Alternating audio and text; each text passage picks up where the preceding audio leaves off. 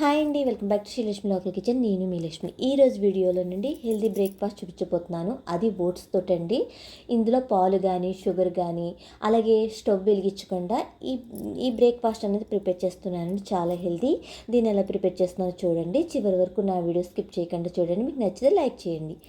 ముందుగానండి ఈ oats breakfast healthy breakfast prepare చేయడానికి నేను ఒక 10 బాదం పప్పులు తీసుకున్నానండి. నైట్ అంతా నానబెట్టుకున్నాను. 4 అవర్స్ నానబెట్టుకున్నాను. నానబెట్టుకున్న తర్వాత పైన పప్పులు ఒలిచేసుకుని దీని నుంచి పాలు తీసుకోవాలి.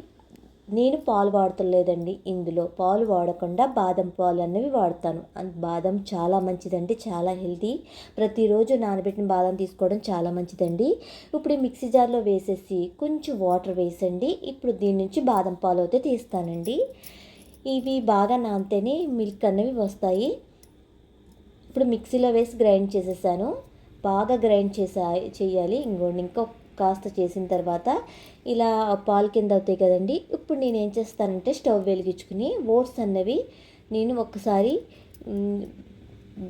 కొంచెం లైట్గా వేయించుకోవాలండి. వేయించుకుంటే చాలా బాగుంటుంది. నేను లైన్ డేట్స్ ఓట్స్ తీసుకున్నానండి. నేను ఈ ఓట్స్ అన్నవి తీసుకుని కొంచెం లైట్గా వేయించుకుంటున్నాను. అలా వేయించడం వల్ల బాగుంటుందండి, టేస్ట్ అయితే బాగుంటుంది. ఓట్స్ చాలా మంచిదండి. ఇందులో ఫైబర్ ఎక్కువగా ఉంటుంది. చాలా హెల్తీ కూడాని. బరువు తగ్గాలనుకునేవారండి ఓట్స్ తీసుకోవడం వల్ల ఈజీగా బరువు తగ్గుతారు. ఇప్పుడు ఇవి చల్లారిపోయినాయి కదండి. వీటిని స్టవ్ ఆఫ్ చేసేసి ఇప్పుడు ఒక బౌల్ తీసుకునండి. ఆ బౌల్లో ముందుగా వేయించెట్టుకున్న ఓట్స్ని వేసేస్తున్నాను. నేనైతే ఒకరి కోసం తీసుకున్నాను కాబట్టి ఇన్నే ఓట్స్ తీసుకున్నానండి. మనం ఇద్దరి కోసం ప్రిపేర్ చేసుకుంటే డబల్ తీసుకోవాలి. అలాగే మనం ముందుగా ప్రిపేర్ చేసుకున్న బాదం గింజలతో పాలు రెడీ చేసుకున్నాం కదండి మిల్క్ని, ఆ మిల్క్ని కూడా వేసేస్తున్నాను. బాదం పాలను కూడా వేసేస్తున్నాను.